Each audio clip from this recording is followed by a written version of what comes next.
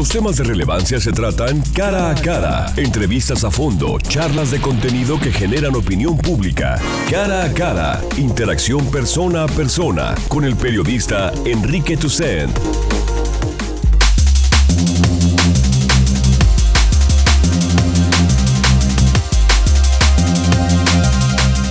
Son las 9 de la mañana con 4 minutos en la ciudad de Guadalajara. Ya estamos en cara a cara. Hoy nos acompaña Francisco Ayón. Usted conoce a Francisco Ayón, el secretario de Educación Pública. También preside los consejos de administración del Instituto de Pensiones del Estado de Jalisco y también del CIAPA. Y queremos platicar con él de muchísimos temas que hay en la agenda pública. Francisco Ayón, muy buenos días. ¿Qué tal, Enrique? Muy buenos días. Me da mucho gusto estar por aquí contigo. Muchas gracias por visitarnos, secretario, este miércoles. ¿Por qué no empezamos con el tema de pensiones, que es el tema más de coyuntura? Se ha estado discutiendo y ¿por qué no empezamos por ahí, secretario, por el tema de las cifras, ¿no? Sí. Es decir, por un lado, Enrique Alfaro ha dicho, y también un estudio con proyección a 2029 dice que puede tener el instituto un déficit de 57 mil millones de pesos para 2029. Tú dices que el déficit actual es de 570 millones de pesos. ¿Dónde están las cifras? ¿Por qué no nos explicas? A ver, déjate explico cuál es la situación. Los estudios actuariales son estudios que se generan en los institutos pensionarios que tienen que ver con la edad, con los rangos de demografía, con las situaciones de jubilación, con una serie de cuestiones importantes. Quiero dejar bien claro dos temas. Este estudio de Farel, ¿sí? Hay una serie de estudios que ya había hecho anteriormente Farel. No es el único, el de 2014. No, hay un estudio anterior. Cuando yo estoy en una reunión del Consejo, del 2014, les comento, digan, necesito ver el estudio actuarial de Farel, porque necesito cruzar unos datos con la realidad que tenemos el día de hoy. Y de este estudio se resuelve que yo tenía en ese entonces más pensionados de los que Farel proyecta y tenía menos afiliados de los que Farel proyectaba. Entonces empiezo a visualizar una situación complicada en ese sentido y nosotros mismos mandamos a hacer este estudio actuarial de Farel en el 2015. Sí. ¿Cuál es el tema específico de Farel? El tema específico de Farel tiene que ver con dos cuestiones fundamentales. La primera cuestión es, en el 2000, la proyección que se tenía en el 2014 de Farel mencionaba que tendrías que tener 121,000 jubilados. 121,000 afiliados, perdón. Y tenía 118,000, es decir, 3,000 menos. ¿Qué significaban estos 3,000 menos para ese año 2014? 249 millones de pesos que no habían ingresado al IPEJAL. Ese es un factor externo IPEJAL que tiene que ver con la situación económica del país, donde no crece el Estado, no crecen los municipios, no crecen las OPDs, y la proyección que se tenía del número de trabajadores afiliados de 121 baja a 118, son 3,000 menos aportando. Cuando vemos el número de pensionados en el propio estudio de Farel, nos dice, es que ustedes deben de tener 20,000 pensionados a finales del 2014. ¿Qué es lo que tenemos? 23,000. Es decir, tenemos 3,000 más que pagamos la pensión y 3,000 menos que aportan. ¿Cuánto representa esta segunda situación? 321 millones de pesos. Si suma las dos cantidades, son 570 millones de pesos. Es el déficit actual. Que no es un déficit, es que dejamos de recibir y que estaba pronosticado en el estudio actuarial anterior. Ya. Sí. ¿Qué es lo que tiene que ver? Las condiciones sobre las cuales se hizo ese estudio actuarial anterior no se están dando en el presente. Entonces, las condiciones que Farel previó y que el instituto previó años atrás no se dieron en el 2014. Nosotros mandamos a hacer este estudio para poder revisar hacia dónde íbamos al futuro y yo te digo de dónde salen esos... Sí, eso es lo que te iba a preguntar, los 57 mil millones de pesos que indica Farel y que también ha tomado como cifra Enrique Alfaro, el alcalde de Guadalajara, ¿de dónde salen? ¿Es un estimado? Es un estimado a futuro, porque si tú tienes 570 millones menos en el 2014, esos mismos 570 millones los tienes en el 15, los tienes en el 16 y los tienes hasta el 30. Nada más que en el 15 sumas los del 14 y los del 15. Ya no son 570, son 1040. Y en el 16 sumas los del 14 que no recibiste, los del 15 que no recibiste y los del 16 que no recibiste. Y entonces ya sumas 570 por 3 y así haces una proyección histórica. Pero eso es basado en que no se haga nada. Es decir, en que no se haga ningún tipo de reforma. Que no se haga, no, es que no ocuparías hacer una situación de reforma. Lo que el propio estudio de Farel muestra, que es parte de lo que me comentabas antes de entrar, que tenía que ver con una nota de un diario el día de hoy, donde la propia directora de Farel, la señora Farel, da su punto de vista y dice, a ver, es uno de los mejores institutos pensionarios, no tiene un problema ni en el corto ni en el mediano plazo, simplemente las condiciones en las que fue hecha la reforma y que se proyectaron no son las que se tienen el día de hoy, es decir, no tenemos el número de afiliados que creíamos, que se creía en ese entonces, y tenemos más pensionados de los que se tienen. ¿Qué tendremos que hacer? Pues lo que tendremos que hacer son situaciones administrativas, ¿sí?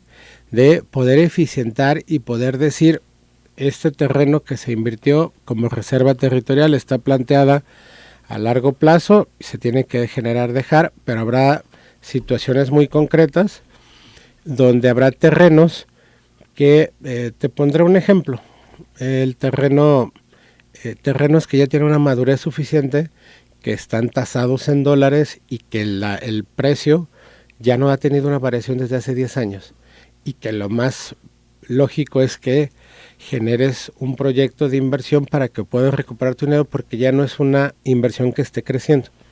Sí, te pondré por ejemplo la funeraria que tiene pensiones del Estado, que hace muchos años alguien dijo que pensiones tendría que prestar servicios y que es una funeraria que en mi punto de vista en particular no genera recursos, o los salones de fiestas, que hay un par de salones de fiestas en Tlajomulco y acá por Zapopan, que no generan recursos, generan pérdida, no recursos. Entonces todas esas situaciones lo que tendremos que hacer es ponerlas en la mesa, plantearlas, buscar un avalúo externo, ¿sí? Buscar un avalúo externo. Nosotros siempre hemos trabajado para no generar conflictos con empresas internacionales como Deloitte o Richard Ellis, claro. Sí, para no decir, oye, pues si es que el avalúo me lo hizo Juan o Pedro o Carlos, y entonces ese sería el tema. Déjame saludar al doctor Jorge Rocha, que ya nos acompaña aquí en cabina, que fue maltratado por el tráfico. Jorge, ¿cómo estás? Y por la falta de estacionamiento en esta zona. Bueno, hay que decir que el doctor Jorge Rocha nos va a estar acompañando haciendo análisis de los temas de actualidad y también nos echará la mano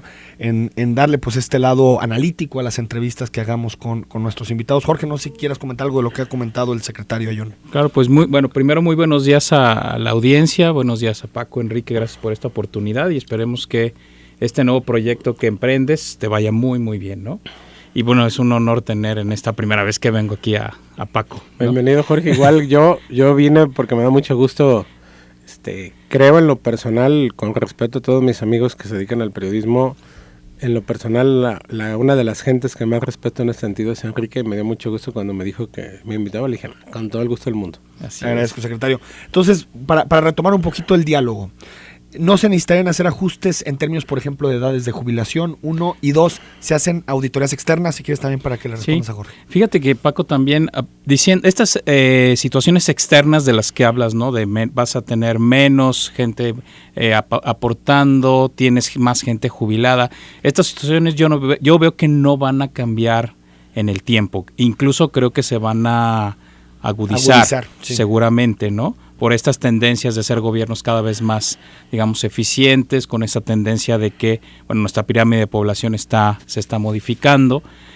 ¿Realmente crees que estas medidas administrativas nos den para hacer soportar estas tendencias? O, como bien decía Enrique, vamos a tener que modificar ese tipo de cosas que son más delicadas. Mi opinión personal es que tendremos que acostumbrarnos a un tema que es fundamental. Todos los que vengan adelante de nosotros tendrán que hacer un estudio actuarial del IPEJAL cada 2 años. O sea, va a ser bien concreto el poder decir, estas eran nuestras condiciones del 14, y estas son nuestras condiciones del 16, estas son nuestras condiciones del 18. Te voy a decir qué me preocupa más. Me preocupa más el tema de la edad. Me preocupa más el tema de la edad, porque lo que visualizamos es que cada día tenemos una mayor expectativa de vida. Claro. Es decir, se ha aumentado en los últimos años en Jalisco, por ponerte un ejemplo, de la edad de 73 años de mujeres a 77. Entonces son 4 años más. Está plasmado, que ese es un punto muy importante que yo quiero tocar. Yo voy a tener contacto, no he tenido contacto con la señora Farel, conozco su trabajo, lo respeto mucho.